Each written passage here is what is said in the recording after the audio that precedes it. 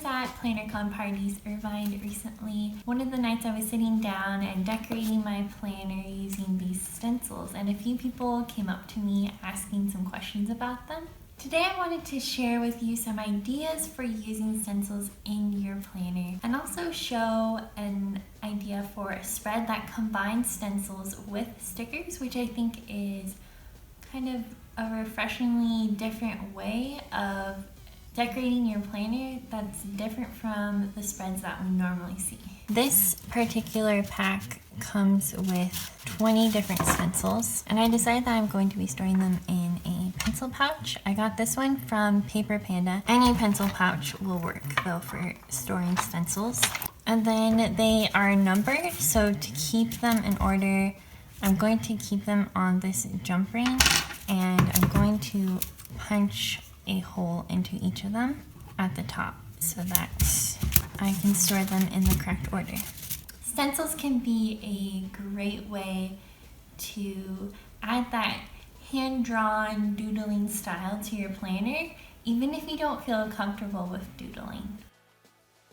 For these stencils to work well, you will want to use a fine-tipped pen. I'm using EK Tools journaling pens, which I'll link down below for you. The first idea is to create a 3D effect.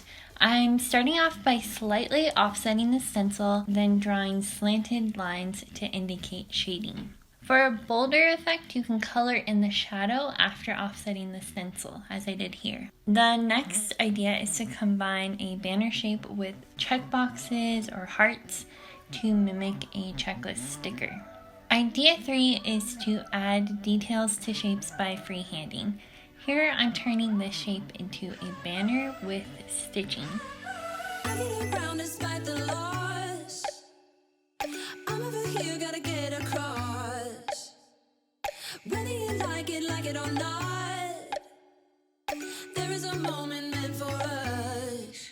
And now you made it, but I already played this. Not interested, open your eyes, let's get it done. Take my hand, just follow me. Shadow and me are one.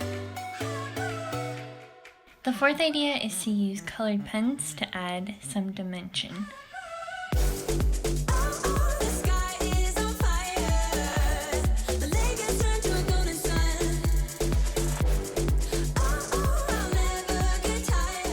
You can also allow some of the shapes to span beyond the boxes. Here I'm creating a sign that overlaps into Friday and Sunday to remind me that I want to go on a hike with my husband on Saturday.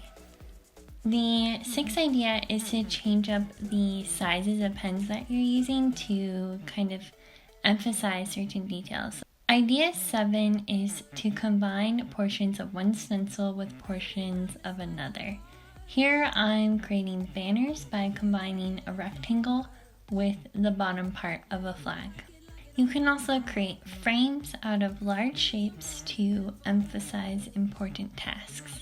Another idea is to combine simple shapes to create your own icons.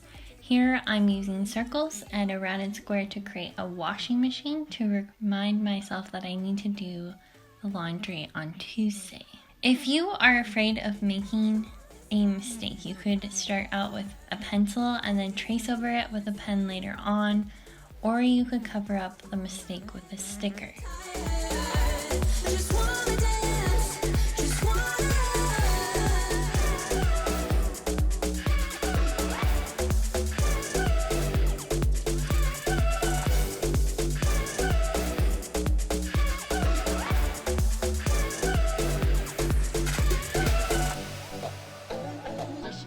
I'm going to finish up the spread with some stickers, but these are of course optional. You can do an all pen spread.